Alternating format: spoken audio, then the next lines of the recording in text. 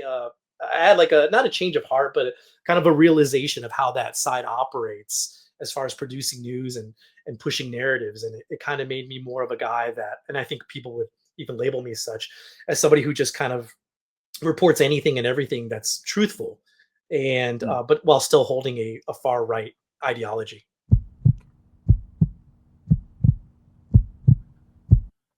Welcome back to Seeing Red. I'm your host, Garrett Fulce. Today we have one of the most, how do I put it nicely? One of the most controversial figures in Texas politics. He's the editor, he's the founder, he's the publisher, he's whatever you want to call him. He's Current Revolt. It's Tony Ortiz. Welcome to the show today, Tony. How are you? I'm great. Thanks for having me. Yeah, that's funny. Controversial. How do I put it nicely? I love it. I love it. Yeah.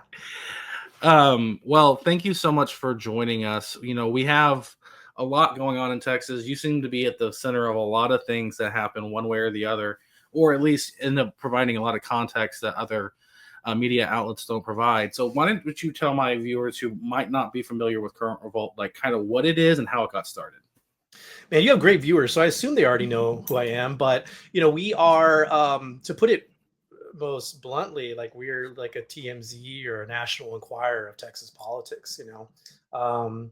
We put out a lot of the stuff that maybe you wouldn't see on local mainstream news or the blogs. A lot of those stories that they wouldn't touch, right? We talk a lot about relationships and affairs and scandals and things, and it's kind of like inside play on local politics or Texas state politics. Not just how did you go? How did you get that started? I mean, obviously, there's not Yeah. really any competition. I don't feel like so. Like, there's obviously a niche for it to fill. But how did you decide? You know what? This is what I'm gonna do. Yeah, so it started like most people. We started during COVID as far as writing goes, right? I've been in politics since only 2015, so not that long either. But we all started writing in during COVID, during lockdowns, mostly out of stress. Everybody was kind of locked up, and we were frustrated with the COVID lockdowns and all that stuff. And the guys just said, "I wish we had a place to write our thoughts." So we started as a little blog, just venting our thoughts. And for people that have been following us forever, it was very hands off, very kind of, a lot of the commentary we put out there was very stupid and even regrettable at this point. um, but we've gotten a lot better. And we our first major story that kind of put us on the radar was related to an affair that a House rep had with another House rep. And it was kind of funny. I'm pretty sure it was Julie McCarty of True Texas Project that Mm. described us as a gossip rag, a trash gossip rag, for Texas. And instead of running away from that, we just kind of leaned into it. I'm like, yeah, we are the trash gossip rag for Texas, of course. And so we've kind of been associated with that and run with that ever since. I do love the tongue-in-cheek newspaper of record or whatever it is on your website. Yeah. It's like, obviously that's not true, right? But obviously that's not true. But Right. one of my guys, he went. I think it was actually, again, Julie, it came off the Julie McCarty label, where she was like, "How dare she? We're the newspaper of record." And I'm like, "That's funny. Like, we That should is just funny. make that our header." So Yeah, that's great. With that role you're filling, how do you see the role of yours and I guess other type of independent journalists and outlets? Kind of like Seeing Red, because we're yeah, not corporate paid for, but also like you know, I gotta think of other examples. I'm sure there's some on the left where it's just more like blogs. yeah. What do you see the role of those independent outlets, and what sort of responsibility or journalistic standards do you think are necessary to minimum standards, I guess, are necessary to kind of lend yourself credibility? Yeah, so like independent journalism is important, right? So I'd love to talk about the good parts of independent journalism first, and then get into like the bad and the dangerous parts. The good parts, of course, of independent journalism is that generally, not always, but generally, they're not beholden.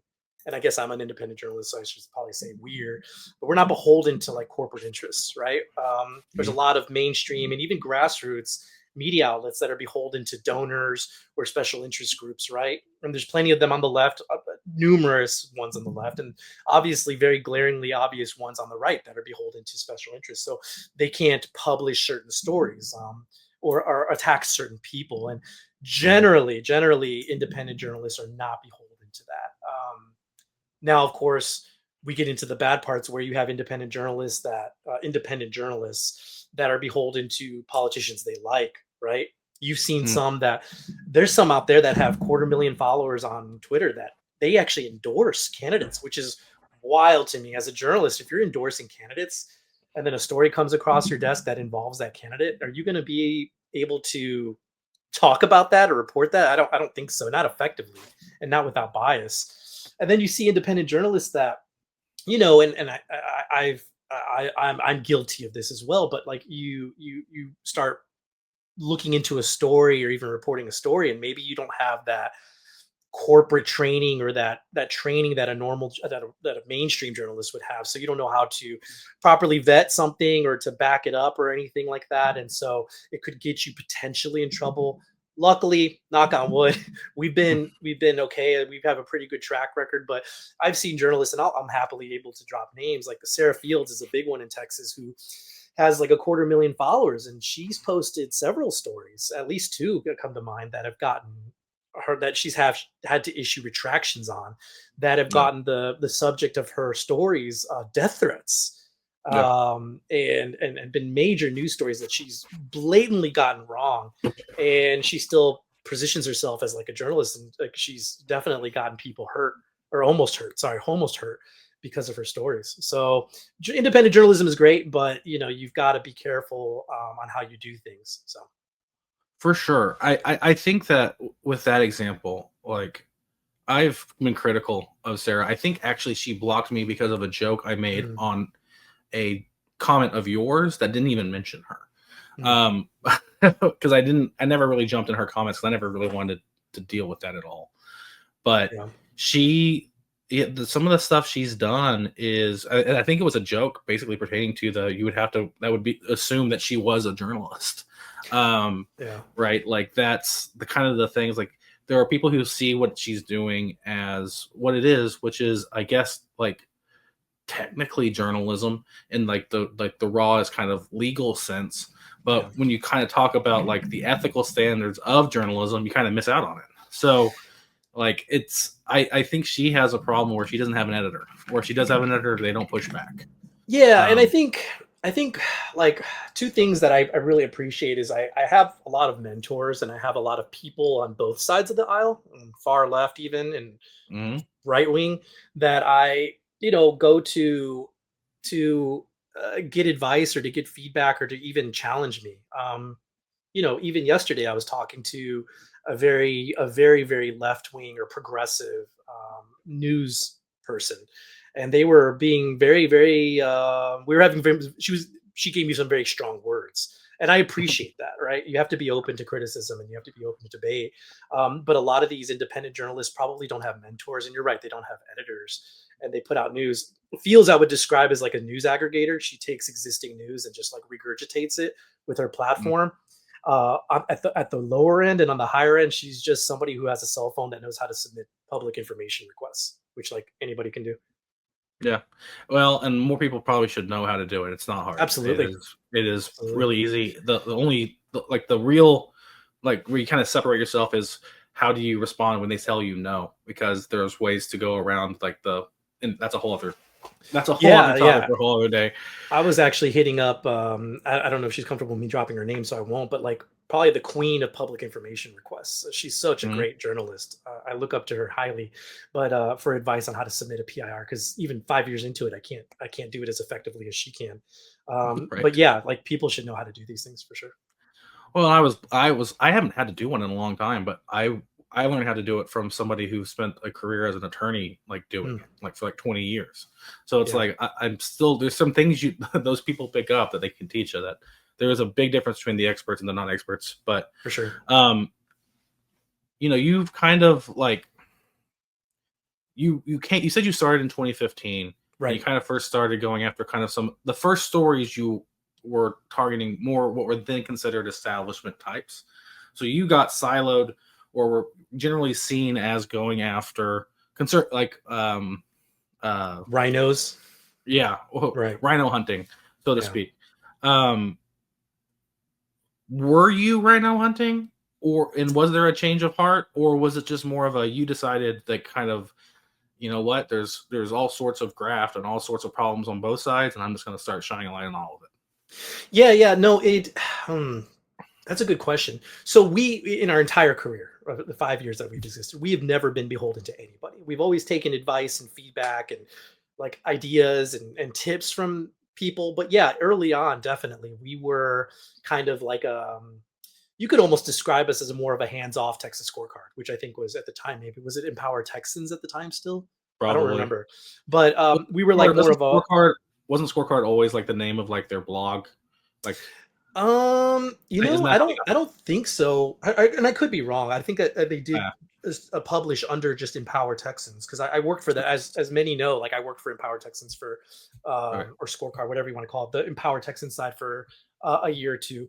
But anyway, yeah, like we were more of a hands off kind of crazy Empower Texans. I guess people would maybe describe us as. It's like the easiest description. Crazy. So yeah, yeah, crazy. Yeah, yeah. We definitely went after what we decided were like rhinos or like Right. establishment types, right? There was a couple incidents that happened in the years that I've been reporting that have kind of made me a little more disenfranchised or like with what that side kind of how they do their reporting, right? And Mm. that's not to say I'm not. I label myself even personally as like a rhino or a moderate right. I still consider myself a far right person. Mhm. Definitely, to kind of go off on a tangent. Was it San Antonio? Was it the San Antonio Express? San Antonio. I can't remember. One of these San Antonio outlets recently. I want to be accurate. San Antonio Current recently labeled my rag as like alt right, which I like I overwhelmingly reject the label. I am not alt right. In fact, the alt right very much dislikes me. Nick Fuentes has me blocked. He's talked about me on his channel several times, calling me a establishment and a moderate right. Even Gateway Pundit, which I believe was attempting to do a hit piece on me as like an establishment right figure. So I don't label myself as alt right. But anyway, getting back on topic, yeah, I had like a not a change of heart, but kind of a realization of how that side operates as far as producing news and pushing narratives. And it kind of made me more of a guy that, and I think people would even label me as such, as somebody who just kind of reports anything and everything that's truthful, and Mm. but while still holding a far right ideology. Well, speaking of that, you've mentioned Fuentes and kind of the scorecard folks, and like the most famously, there was the meeting between whomever and Fuentes at the what they, I guess it was the office building where lot Right. of those organizations are housed. And has controversially been like the meeting has not been talked about much Right. uh, about like what actually happened. What was your first gut instinct when you saw that happen? Did you think it was surprising?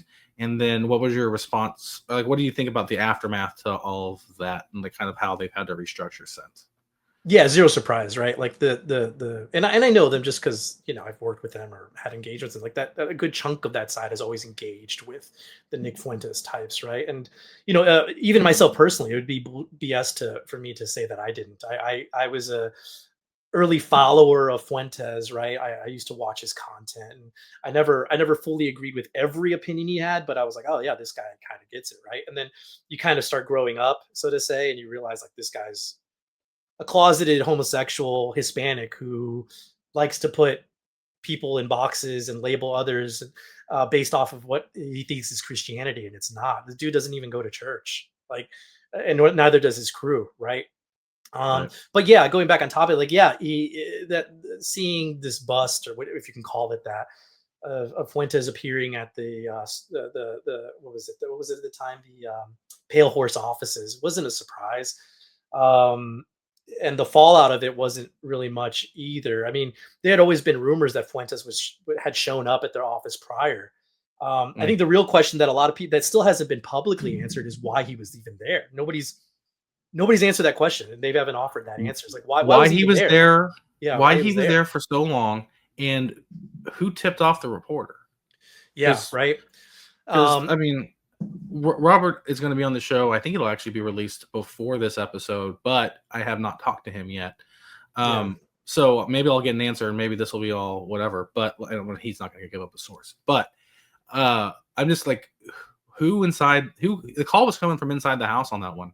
Because as good as a reporter as Robert is, and he was the one who broke the story, like he's not going to just go up to Fort Worth on a whim and just take out the offices for no reason, right? Right. He And would have had to have clearly, known somebody was there.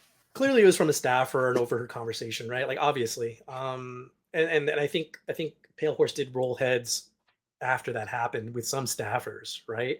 Yeah. But that's all to say, like the story's what, like 3 years old now. So I've kind of Yeah. don't even care about it anymore. And it's kind of I crazy. just think Like, with the renewed interest on Fuentes, like is that there is renewed kind of interest like, on Fuentes? I guess, well, yeah, with after Kirk's death, right? after Kirk's death, like with Or more, murder. I think Yeah. it's assassination. Yeah.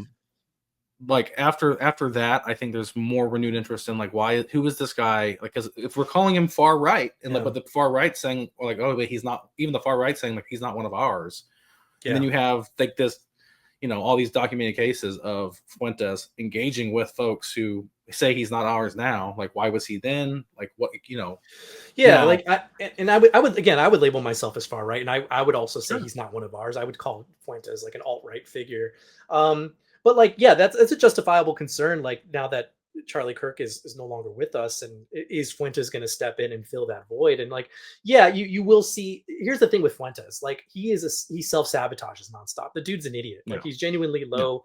Like he's bad at what he does. He's an antisocial idiot, and he destroys every single relationship he has. He's curated relationships with so many people, even those on the moderate right, and he has backstabbed every single one of them. So will you see an uptick in people that follow Fuentes? Yeah, I would think for maybe at most like a month, and then it'll Yeah. decline again. The dude knowingly bots all of his follows. He destroys every relationship he has. He constantly flip-flops. Like Fuentes was calling Charlie Kirk a non-Christian and saying that he was not a Christian less than 30 days ago. And Yeah. now he's on Twitter and videos saying like, "Oh, we're so sorry for Charlie Kirk. He was a great Christian man." Blah blah blah. And it's like this is what he does though. He's constantly a hypocrite. He's a hypocrite about his sexuality. He's a hypocrite about the political positions he has. So like, will you see an uptick in Fuentes follows? Yes, and then it'll go back to being normal. This guy will never be anything more than a weirdo that weirdos subscribe to. Well, let's hope that's it, and he doesn't like devolve into something worse. But yes, I think that is the best he could do is what you're saying, which is just being a weirdo with like antisocial followers.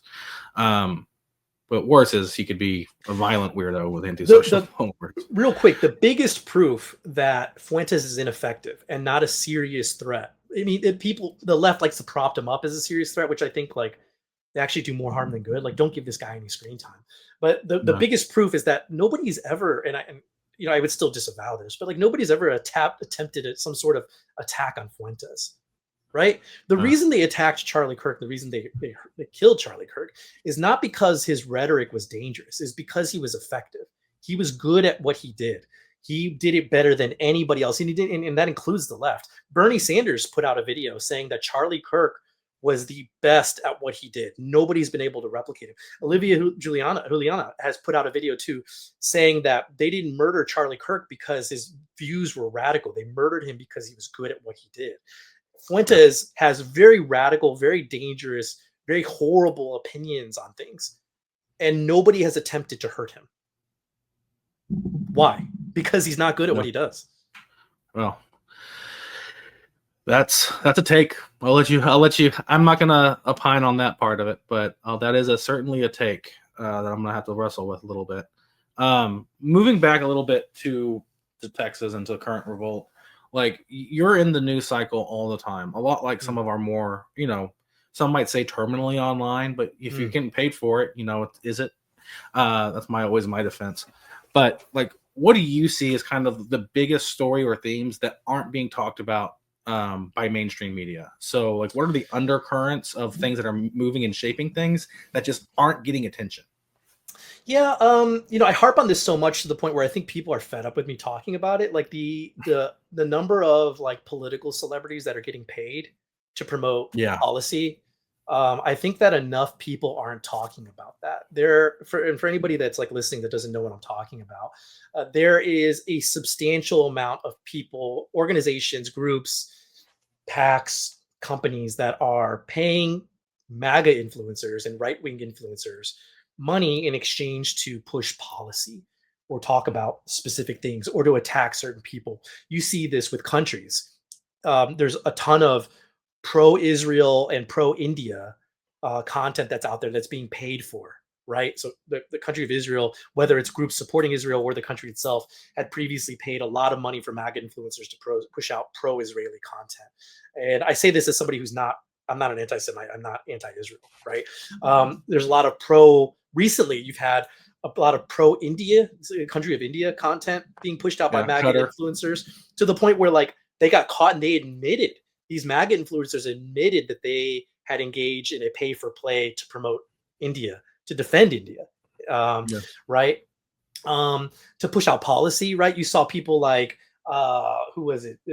DC Drano, Ryan Fournier, and even some Texas influencers. I think, what was his name? Gunther Eagleman, putting out policy to promote taxpayer funded soda. Like they were in favor of taxpayer funded soda in exchange for cash, right? So you have a lot of this, and mainstream media, for some reason, either they're not interested or they don't think it's a big deal currently. So they're not really harping on it as much as they should. And it's against Twitter policy. I don't know why Musk hasn't moved on that. And that's an interesting angle. Why hasn't Musk enforced his own policy on these people?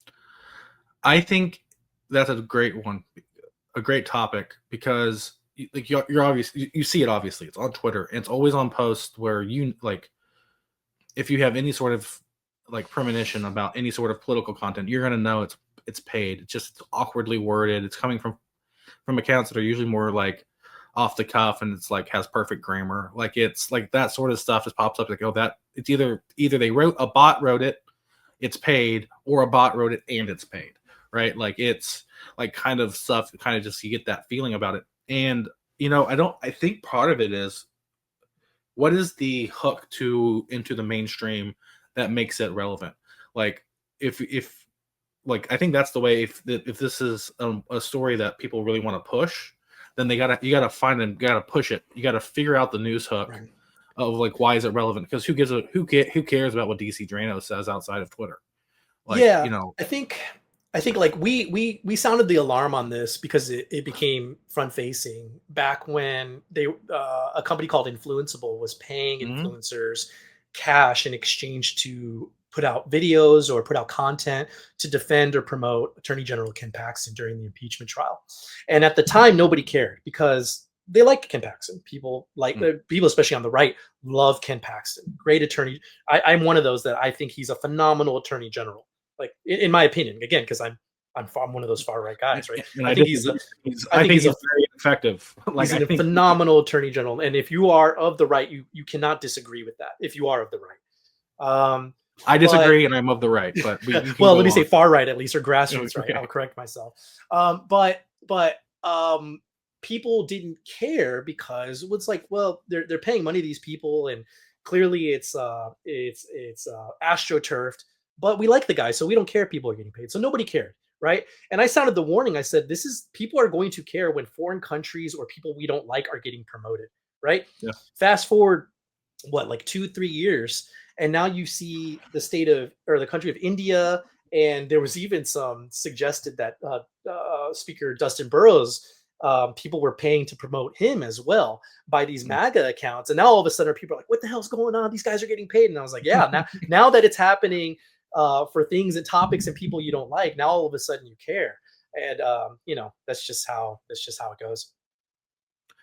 I think that's a good topic. Current Revolt, you built your audience online. Like, you also built it, like, you did it. It seems like you bootstrapped most of your audience build. I'm sure at some point you may have done some paid promotional stuff to push it, or bought an email list or two or something along those lines. But it seems like you grew it organically over the years. What was that like? And how do you keep people engaged and kind of coming back and loyal, and, spending, I think it's $80 a year or $8 a month or whatever to like get that into their inbox once a day? Yeah, $60 a year, $7 a month. That keeps the lights on for us and it's highly appreciated. But yeah, as far as marketing goes, like, yeah, we've done, I say fell for it. I fell for the stupid Twitter ads, right? I tried running some Twitter ads. X even gave us an account manager, which was awesome. We had our own, I had a direct line to X. Um, Mm, Massively ineffective. Advertising on X is the stupidest, biggest waste of money, at least for me. It was a total waste of time. mm, Spent quite a bit of money. And when I say quite a bit, we spent like $2,000 on yeah. advertising on X and got zero. I shouldn't say zero, but very, very ineffective and very little traction off that. What's been effective for us as a company, organization, whatever, has been just engaging with people in person or online, right? And most of that's just me talking on my personal Twitter account, X account, and just talking about what my opinions are in things or little Hmm. clapbacks or arguments with people or being funny. And then talking about things that what's really been effective is talking about issues and things and incidents that mainstream won't, like, right? Like, you know, everybody's got to everybody, whether it's a news outlet or whatever, has a take on specific topics, right? Like whether it's the Ken Paxton impeachment or whatever. But very few will talk about other things. Like one of my favorite stories that went mainstream is the Myra Flores stealing uh, social media posts of food and passing it off on her own. Like nobody would seriously talk about that. And then we publish What do you it, call and it? then it kind of Grub-Gate? goes. Yeah, Grub-Gate. It ended up being covered nationally just Yeah. because it's so absolutely insane. Like, why would somebody do this? So that's really what's kind of gotten word out for us is that. It reminds me like that was a great story, and it reminded me of when I was in Iowa. I was working on behalf of of a company that worked for Republicans. I Hmm. was tracking a Democrat in the Senate race in 2014, and he had gotten into a fight with his neighbor um, at his vacation home, which was like a lake house. It was a Hmm. nice house, but it wasn't like super gaudy or anything. Hmm. And the neighbor had free range chickens that she let out to like do stuff, and he was an attorney, and he had threatened lawsuits over it. Hmm. So the whole like the fact that he had threatened his neighbor's chickens over a lawsuit became like this crazy story out of nowhere because one guy just Yeah. was like at a homeowners association meeting and heard about it and started tweeting about it, and it just like it became like a main story in that race because it was so absurd. Like it's like how Yeah. like you just don't know what it's going to be when it's going to happen like that. But Yeah. I think what the beauty of politics is that it can be and often is just entirely absurd. Yeah. So like with that kind of in mind, like but looking more at big picture, like looking at the 2026 cycle, what issues or narratives like last one was a lot of immigration. Do you think like what do you think are going to be like the main through lines, especially below the top of the ticket? So we're looking at like Mm. congressional primaries or state house primaries. Like, what do you think are going to be like the bigger narratives that are kind of going to, where people are going to divide on? Yeah. Yeah, I'm not good at predicting these sort of things because my opinions on stuff are different. But what I think should be topics are like the H-1B issue. Mhm. You have so many people that are struggling to get jobs, and we're bringing in foreign labor for it. And like, Musk and Vivek and some others have made the argument, well, like we need to bring in this foreign labor because we can't find anybody that's intelligent enough. There's no smart enough Americans to fill these jobs, and that's just patently not true. Like it's just 100% not true. There's plenty. They exist. The problem is they don't work at the they won't do the work at the cost that Musk and Vivek would probably appreciate. Like you've got Gen Zers that are graduating out of college that are much, much, much, much smarter than me that are looking for jobs, and they're not willing to do all this coding work and bust their butts working 70 hours a week for 35,000 a year. But a Mm. guy that comes from India that's willing to live in a home with six other men in a two-bedroom home is willing to do it for 35K a year. That's what they want. That's what these big corporations want. It's the reason why they don't advertise these jobs publicly, and they put them in the news articles that nobody or newspaper that nobody reads, so that they can justify and get this H-1B approved. So I think that's a major issue that should be talked about, right? Is how can we create jobs, or how can we create a future for our Gen Zers in America that are American, for a decent life. The disappearing middle class is such a huge issue that both the left and the right should come together on. Like, going on a tangent again, like I sit with leftists to talk about politics over beer or food, and we can debate about trans stuff and like immigration stuff and whatever and Ken Paxton and all this other stuff. But like the one thing that we all tend to agree on is like the economy sucks and we all want to be able to make a living. And we're not trying to be massive rich people with boats. We just want to be able to make enough money to buy a home, own property, and be able to raise a family off that income. And that is becoming more and more unlikely for the future generations. And we want safety. Like and I think that's something that should be talked about more is like I know me personally, I would never, ever, ever, ever let my wife ride the dart by herself to work. Mm, Like absolutely not. Like that's just totally not going to happen. And I think right. most people that are being honest with themselves would agree with that. And I think that that's an issue that people aren't talking about. So safety, economy issues are very important. Immigration, of course, is always a thing. So hopefully those are things that will be discussed going forward. I think that's a great thing, and I also think that if you're watching this on YouTube, now's the time where we're going to go over to Substack and finish the rest of this interview. If you don't want to go over and give me a quick little subscription for free, you can wait on YouTube, and it'll be back. It'll be on here in about 10 days. But want to say thank you to Tony on the YouTube segment, and he and I are going to go talk a little bit more and get into the weeds on what it's like to be a writer and in the grassroots side of politics here in Texas.